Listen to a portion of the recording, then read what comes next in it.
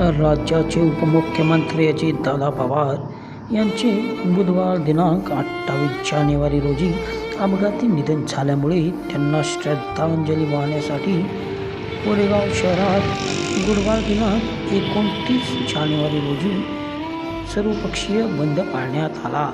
राष्ट्रवादी काँग्रेस पक्ष आणि चंडेश्वर शुगर मिलमुळे अजितदादा पवार यांचे कोरेगाव शहर व तालुक्याशी जिव्हाळ्याचे नाते निर्माण झाले होते. त्यांच्या अपघाती निधनाचे वृत्त समजताच कोरेगाव शहर व तालुक्यावर शोककळा पसरली.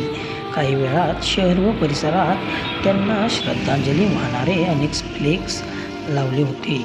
दरम्यान बुधवारी सायंकाळी सर्वपक्षीय नेते कार्यकर्ते जुना मोटो स्टँडवर जमा झाल्यानंतर सर्वांनी अजितदादा पवार यांच्या दुर्दैवी अपघाती निधनाबद्दल शोक व्यक्त केला. गुरुवारी सातारा लातूर राष्ट्रीय महामार्ग अर्थात main road, Rahimatpur road, Azad Chowk बाजारपेठ रोड, नवीन बसस्थानक रोड, जळगाव नाका परिसर, पंचायत समिती परिसर, कोर्ट परिसरात कडकडीत बंद पाळण्यात आला.